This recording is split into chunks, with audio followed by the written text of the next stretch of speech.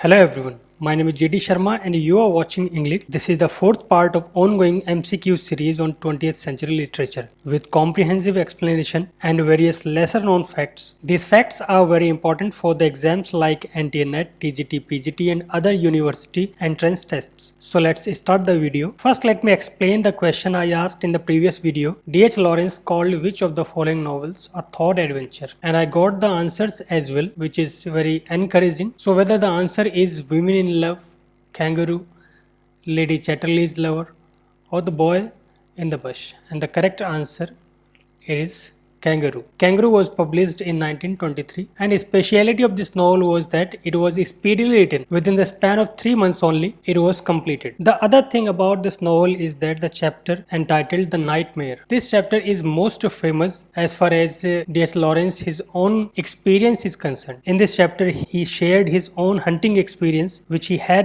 during the wartime. So this chapter is very much famous because D.H. Lawrence gave his hunting experience during the wartime. If you feel what is kangaroo in this novel. So kangaroo is not an animal that is used or that is described in this novel. Actually kangaroo is the nom de guerre. This is an assumed name under which a person engages in a combat or some other activity or some other enterprise. So it is a kind of pseudonym you must have seen in some movies on superheroes like Iron Man, Batman, Captain America, Hulk and the like. So it is a kind of pseudonym that a person adopts when he engages in some adventurous task or some mission. So here in the novel, the charismatic character Benjamin Cooley. He was the leader of the Diggers. The Diggers was the fascist political group. So Benjamin Cooley adopted this name Kangaroo. And why this novel is called a thought adventure? Actually this novel is a semi-autobiographical novel where the character Richard Somers is modeled upon D.H. Lawrence himself. And the plot of the novel revolves around the account of a visit to a New South Wales by an English writer,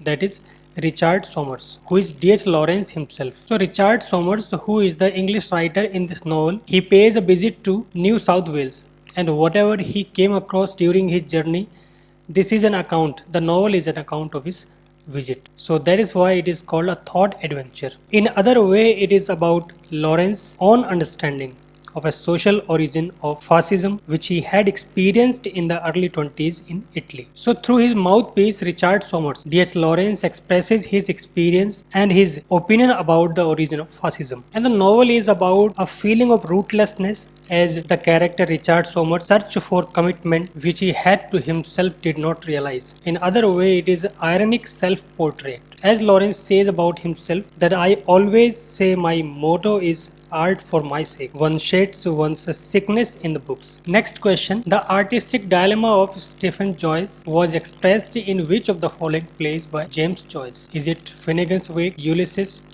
Dubliners and Exiles? And the correct answer is it is Exiles. Exiles is the only play by James Joyce. Dubliners is a collection of stories. Ulysses is a novel and Finnegan's Wake is also a novel. And the Exiles is modeled on the story The Dead. The Dead is the last story of this collection, The Dubliners. For many years the play was not performed. It was not accepted by any theatre company. Even William Butler Yeats did not accept this play to be performed at his Abbey Theatre. Finally, in 1970, Harold Pinter directed this play at the Mermaid and for the first time it was performed. It was published beforehand but it was not performed on the stage until 1970. It was rejected by William Butler Yeats. It is in 3 acts and published with the help of Israel. The play draws parallel with Joyce's own life with his lover Nora Barnacle. So in the novel, Richard Rowan can be compared with Joyce himself. Actually, James Joyce and Nora Barnacle remained unmarried in Tristel. And during this time, Joyce and his lover considered themselves that they were living in exile. The same setting has been directly referred to in this play,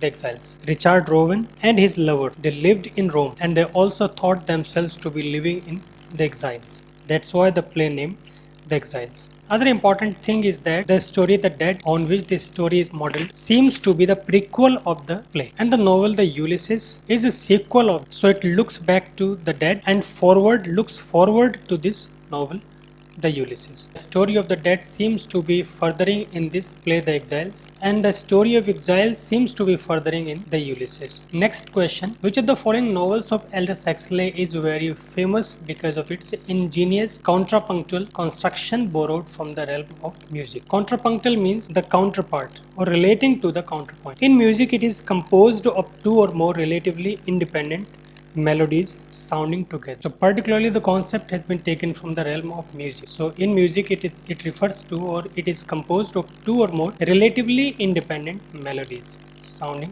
together. When two independent melodies are sounded together. Ingenious means inventive or innovative. So it was a kind of inventive construction, as we are dealing with 20th century literature. So it was innovative, it was inventing. Many writers tried to do something new, experimental, and this novel is the result of this experimentation, making it one of the modern novels of the 20th century. The options are: was it Eyeless in Gaza, Brave New World, Point Counterpoint, or it is Antique Hay? And as you must have assumed by now that the answer is Point Counterpoint. The title refers to the flow of arguments in a debate, and a series of these exchanges tell the story. So the novel is in the form of the flow of arguments. One argument, and this is countered by another argument, and this series or the exchange of this flow of arguments makes the story. As in music, two or more independent melodies, they are sounding together in order to give a lucid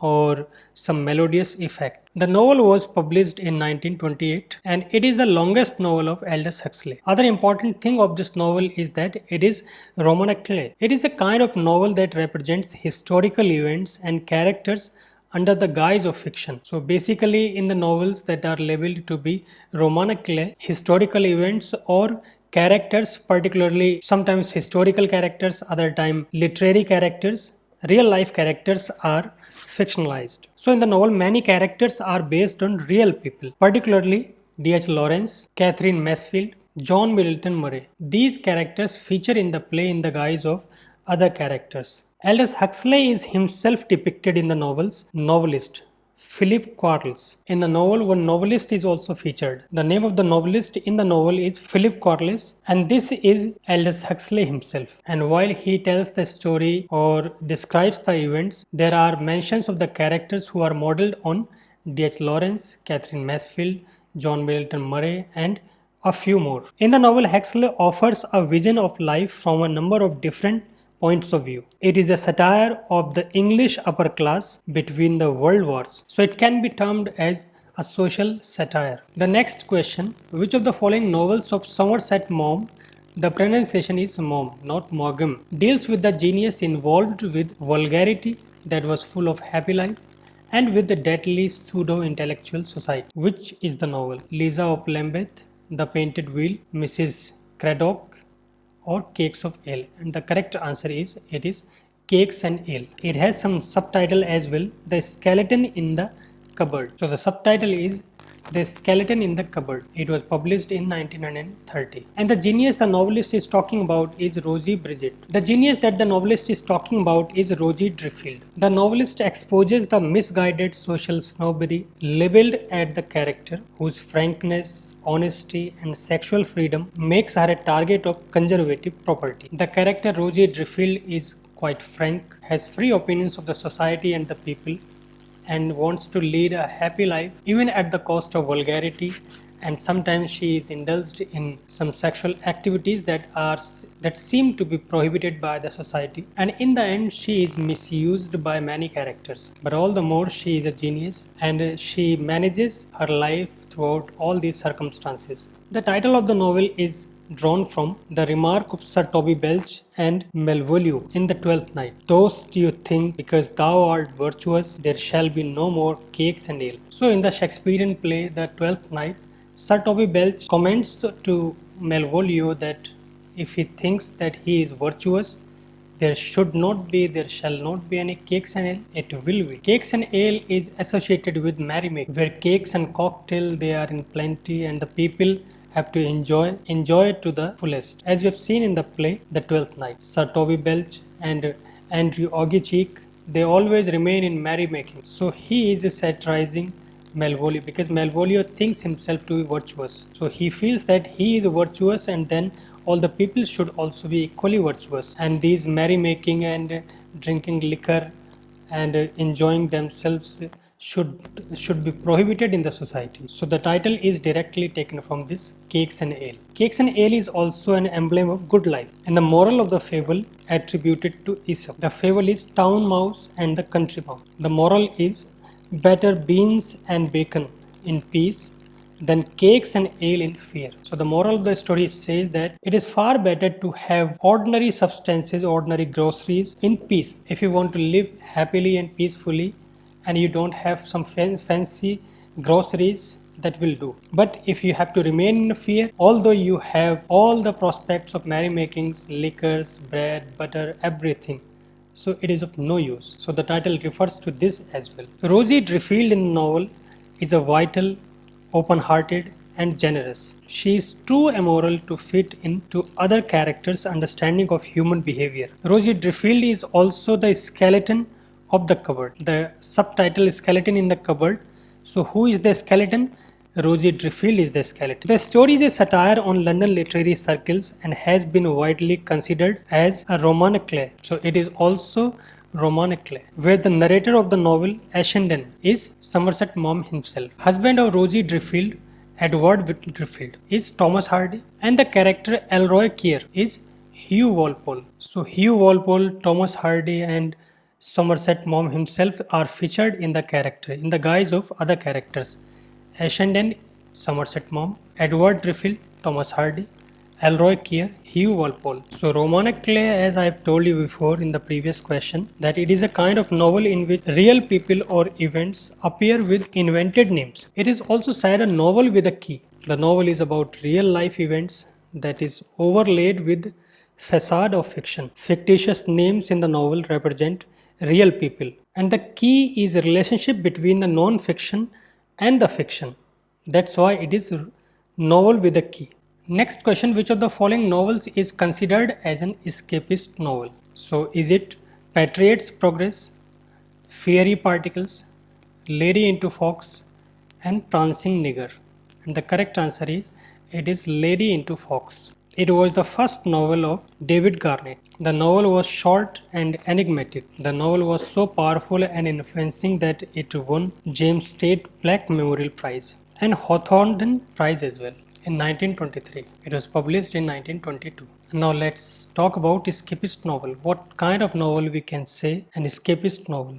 So it is a fiction that provides a psychological escape from thoughts of everyday life by immersing the reader into exotic situations or activities. The science fiction or the fantasy novels, fantasy stories, fantasy movies like you have seen the Chronicles of Narnia, Lord of the Ring, and science fiction like Time Machine or The Invisible Man, they provide a psychological escape from the present day situations. They lead us into some imaginary world where it promises some virtual reality or would be reality, and we are filled with the hopes and aspirations of some other world that we want it to happen in our life. So any fiction that makes us escape into the world of fantasy is an escapist fiction. Follows the mysterious case of Mrs. Sylvia Tebrick. When she was watching a fox hunt, the circumstances led her to turn into a fox herself. The writer Rebecca West describes this novel as one of the best imaginative productions of the decade. Sylvia Tebrick is a 24-year-old wife of Richard Tebrick. Suddenly she turns into a fox while they are walking into the woods. They are on a fox hunt and then she is suddenly turned into a fox. Richard Tebrick sends all his servants in an attempt to keep Sylvia's new nature a secret. However, it did not turn out to be as